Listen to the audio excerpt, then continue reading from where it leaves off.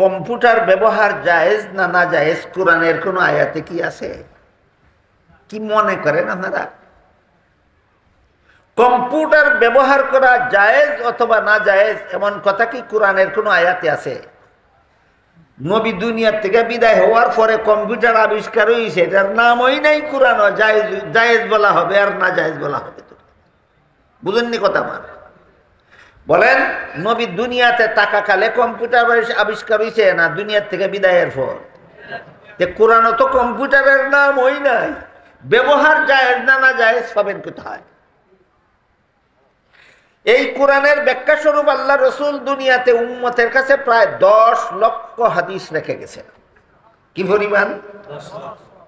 একটা হাদিসের মধ্যে কম্পিউটারের নামটা পর্যন্ত নাই। কাজে কোরআনে হাদিসে কম্পিউটারের ব্যবহার জায়েজ না না জায়েজ এই আলোচনার নাম গন্ধও নাই। তাইলে আমাদের নবীর ইসলামের বিধিবিধান সর্বযুগের সর্বলোকের সব সমস্যার সমাধান কেমনে হইল? প্রশ্নটা বুঝলেন কিনা? এই প্রশ্নের জবাবটা আপনাদের সামনে তুলে ধরা আমার আজকের আলোচ্য বিষয়। বুঝাইতে পারলাম? আমার আজকের আলোচ্য বিষয় হইল, নবী দুনিয়ার থেকে বিদায় হওয়ার পরে দুনিয়াতে যত নতুন নতুন অবস্থা সৃষ্টি হইতেছে, যত নতুন নতুন ব্যবস্থা দেখা যাইতেছে, যত নতুন নতুন যন্ত্র আবিষ্কার হইতেছে, এইগুলির নাম গন্ধও তো কোরআন হাদিসে নাই। কাজে আমরা এগুলি ব্যবহার করলে জায়েজ হবে না না জায়েজ হবে, এই প্রশ্নের জবাব মুহাম্মদুর রাসূলুল্লাহর ইসলামের বিধিবিধানে আমরা পাবো কিভাবে? এইটা হইল, এই প্রশ্নের জবাব হইল আজকের আমার আলোচ্য বিষয়। বুঝাইতে পারলাম? এবার শুনি, সূরা মায়েদার 3 নম্বর আয়াতে বলেছেন, তোমাদের নবীর প্রচারিত ইসলামের বিধিবিধান আমি পরিপূর্ণ করে দিলাম। অর্থাৎ তোমাদের নবীর ইসলামের বিধিবিধান সর্বযুগের সর্বলোকের সব সমস্যার সমাধান। কিন্তু এই বিধানগুলি আছে কোথায়? এটা আল্লাহ এই আয়াতে বলেননি। ইসলামের পরিপূর্ণ বিধিবিধানগুলি আছে কোথায়? এই প্রশ্নের জবাব দিয়েছেন আল্লাহ সূরা নিসা এর 59 নম্বর আয়াত। কম্পিউটার ব্যবহার জায়েজ না না জায়েজ এই প্রশ্নের জবাব পাবেন সূরা নিসার 59 নম্বর আয়াতে।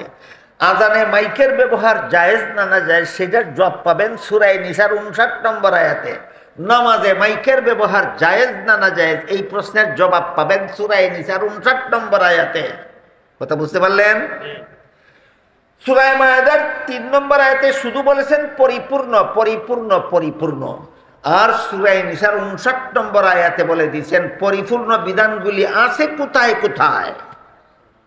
কাজে ওই আয়াতটা এখন শুনে, সূরা নিসার 59 নম্বর আয়াতে আল্লাহ বলেন, ইয়া আইয়ুহাল্লাযীনা আমানু আতিউল্লাহা ওয়া আতিউর রাসূলা ওয়া উলিল আমরি মিনকুম ফাইন তানাযাতুম ফি শাইইন ফারুদ্দুহু ইলাল্লাহি ওয়ার রাসূল। আগে তরজমাটা কই, আগে বাংলা অর্থটা কই, এরপরে পরিপূর্ণ মর্ম বুঝবেন তাফসীরের দ্বারা, ব্যাখ্যার দ্বারা। আয়াতের তরজমা হইল, আল্লাহ বলেন, হে ঈমানদারগণ, তোমরা আনুগত্য করো আল্লাহর হুকুম মানো আল্লাহ। এরপরে বলেন ওয়া আতিউর রাসূল, হে ঈমানদারগণ তোমরা আনুগত্য করো রাসূলের, হুকুম মানো রাসূলের। তারপরে বলেন ওয়া উলিল আমরি মিনকুম, তোমরা আনুগত্য করো তোমাদের সমাধানদাতাগণের, হুকুম মানো সমাধানদাতাগণের।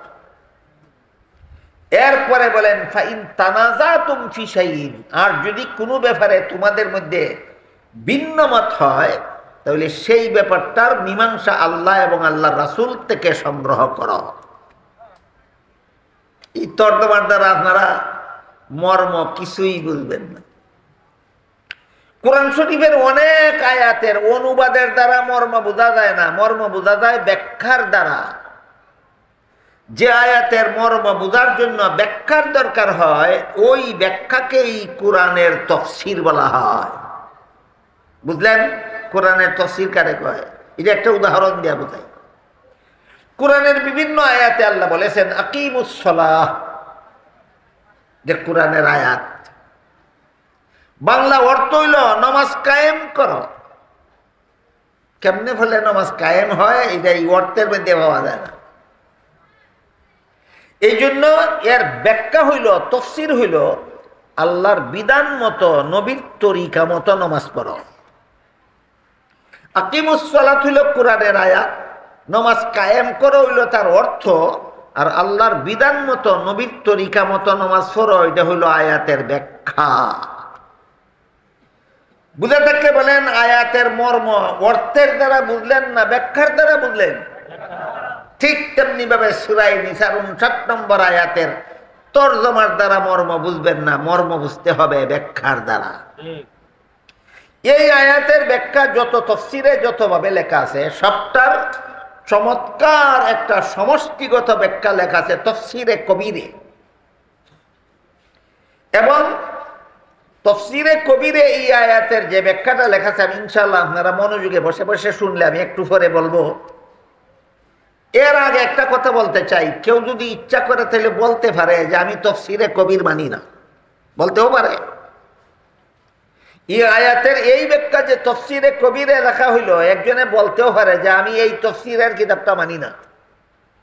কিন্তু তাফসীরে কবিরে যেই ব্যাখ্যা লেখা হইছে এই আয়াতের, এই হুবহু ব্যাখ্যাটাই রাসূলের ৪টা হাদিসে আছে। এখন আর মানি না কইবার সুযোগ আসেনি। তাফসীরে কবিরে আয়াতের যে ব্যাখ্যা লেখছে এই ব্যাখ্যা হুবহু রাসূলের ৪টা হাদিসের মধ্যে আছে। কটা হাদিসের মধ্যে? ৪টা হাদিসের মধ্যে আছে। এখন এই তাফসীর মানি না বলার মানি হইল রাসূলের হাদিস মানি না। রাসূলের হাদিস যদি মানো, যেহেতু হাদিস মতো ব্যাখ্যাটা লেখা হয়েছে, তাহলে এই তাফসীরটা মানতেই হবে। তাহলে আগে হাদিসটাই শুনুন। এক হাদিসে আল্লাহ রাসূল বলেন, তারাকতু ফীকুম আমরাইনি লান তাদিল্লু মা তামাসসাকতুম বিহিমা কিতাবাল্লাহি ওয়া সুন্নাতা রাসূলিহি। এই হাদিসের অর্থ হলো আল্লাহ রাসূল বলেন, হে আমার উম্মত মুসলমানেরা, আমি দুনিয়ার থেকে বিদায়কালে তোমাদের হাতে দুটি জিনিস রেখে যাচ্ছি। যতদিন পর্যন্ত তোমরা আমার রেখে যাওয়া দুটি জিনিসকে শক্তভাবে ধারণ করে থাকবে, ততদিন পর্যন্ত তোমরা পথভ্রষ্ট হবে না, জাহান্নামের পথের যাত্রী হবে না। একটি হলো আল্লাহর কোরআন, দ্বিতীয়টি হলো রাসূলের হাদিস। একটা হলো আল্লাহর কোরআন, দ্বিতীয়টি হলো রাসূলের হাদিস।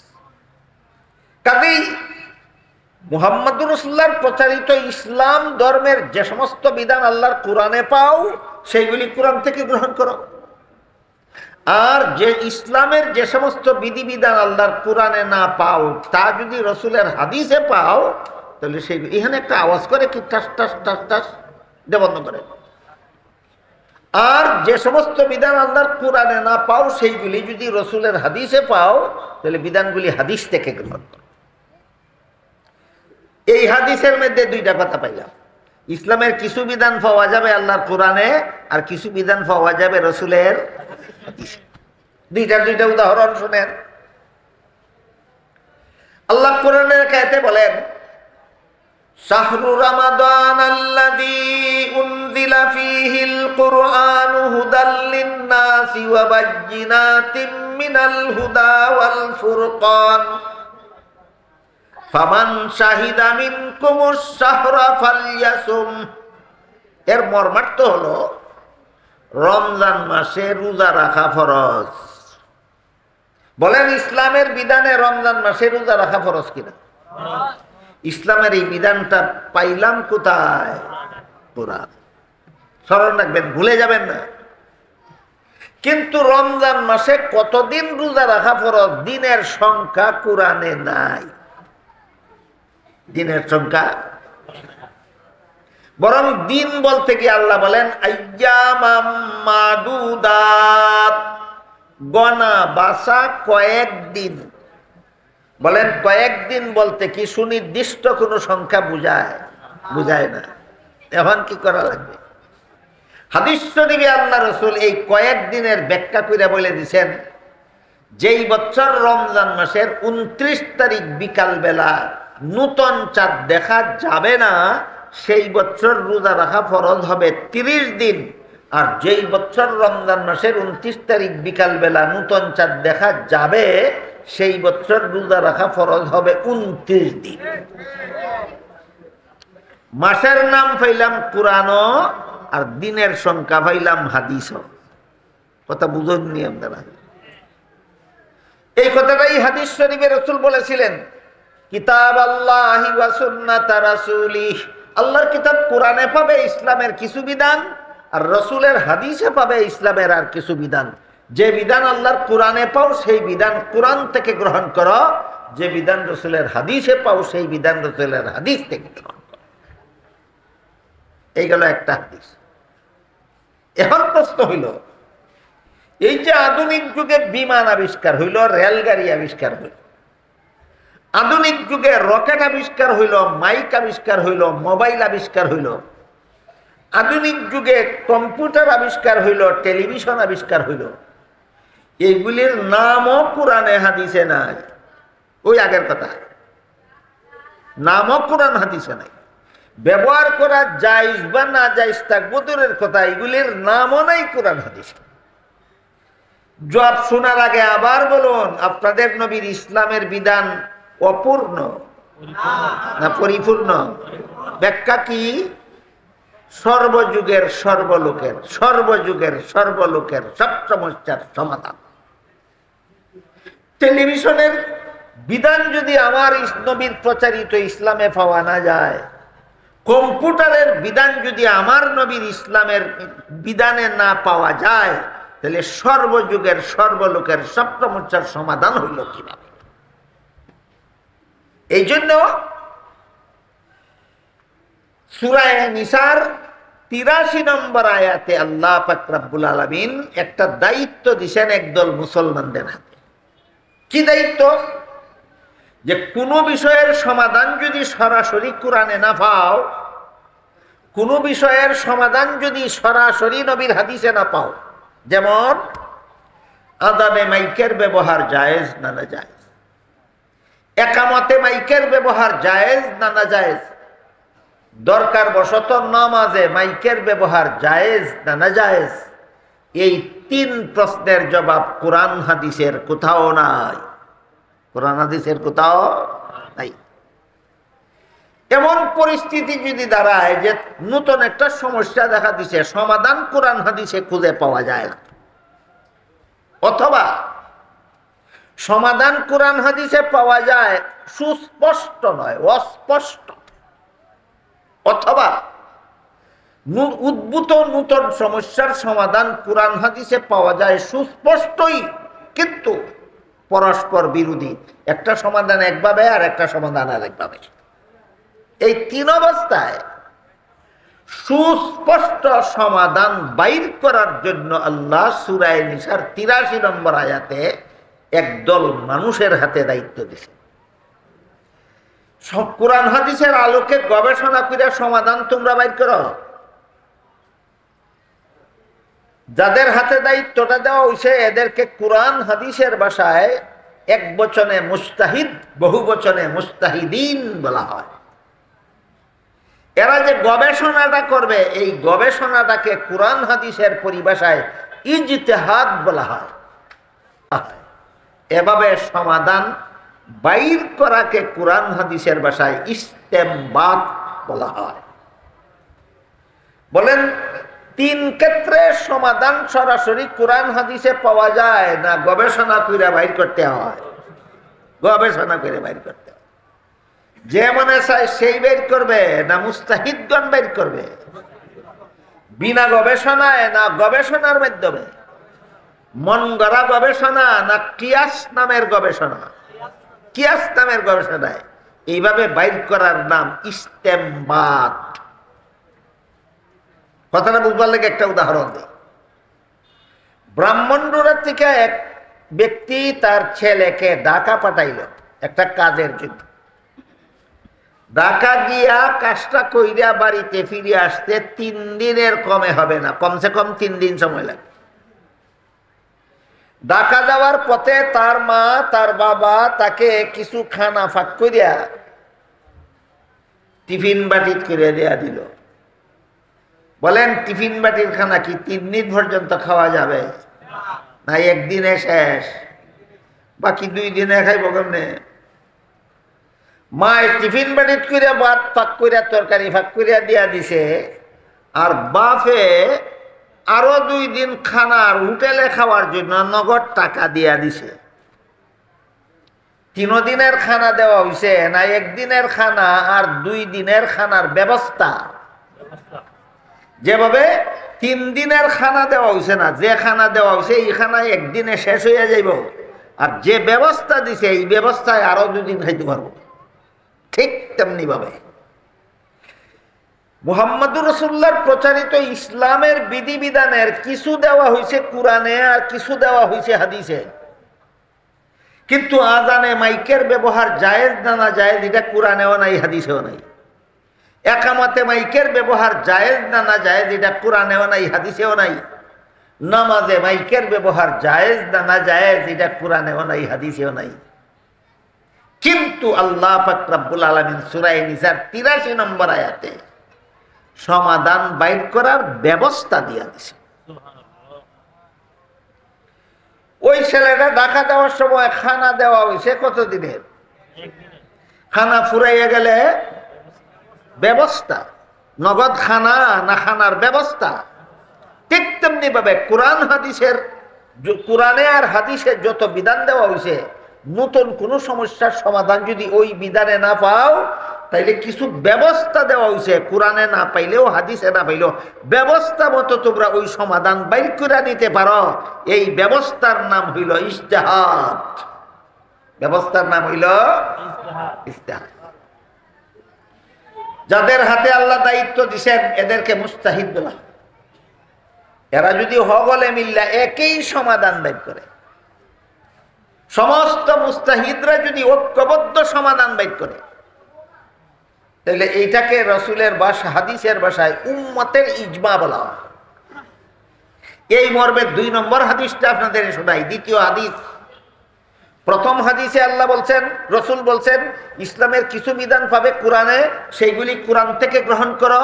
প্রথম হাদিসে আল্লাহ রাসূল বলছেন ইসলামের কিছু বিধান পাবে হাদিসে, সেইগুলি রাসূলের হাদিস থেকে গ্রহণ করো। এখন কম্পিউটারের কথা তো কোরআনেও নাই হাদিসেও নাই, যে জায়েজ না না জায়েজ কেমনে বুঝবো? আল্লাহ এবং আল্লাহর রাসূল বলেন এটার সমাধান বাইর করার ব্যবস্থা দেওয়া আছে, ইজতিহাদ। যারা যারা ইজতিহাদ করবে সবাই মিলে যদি ঐক্যবদ্ধ সমাধান বাইর করে, এই ব্যাপারে দ্বিতীয় হাদিসে আল্লাহ রাসূল বলেন ইন্নাল্লাহা লা ইয়াজমাউ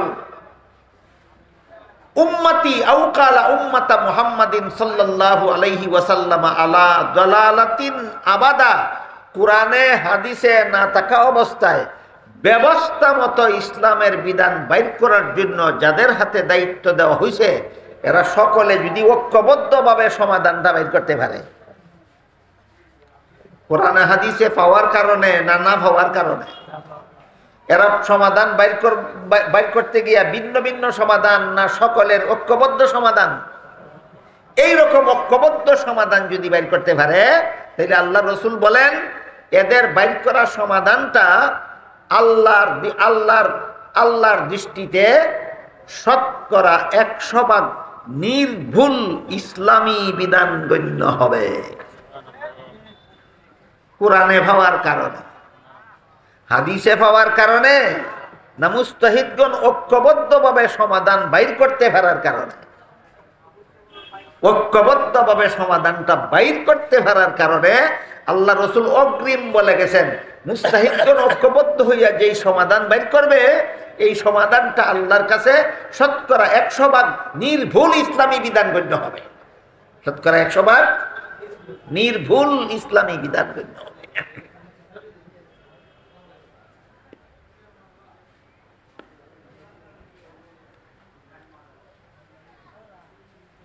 তাহলে ইসলামের সবগুলি বিধান কোরআনে আর হাদিসই আছে না উম্মতের ইজমার মধ্যে আছে? এটাকে আল্লাহর কোরআনের ভাষায় উলিল আমরি বলছেন, আর রাসূল হাদিসের ভাষায় উম্মতের ইজমা বলছেন। এটার একটা উদাহরণ শুনেন। বিষয়টা অনেক জরুরিও আবার অনেকটা কঠিনও,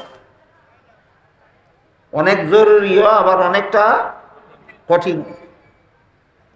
কাজেই কঠিন হওয়ার কারণে কারো যদি বুঝতে অসুবিধা হয়, বুঝেনই না, উনি হয়তো বুঝি না কথা শুনতে লাভ কি দেখে থেকে পারেন।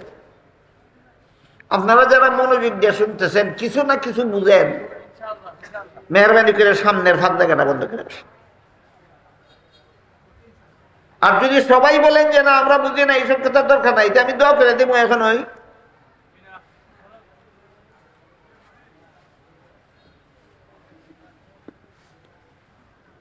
একটা উদাহরণ দিয়ে শুনেন।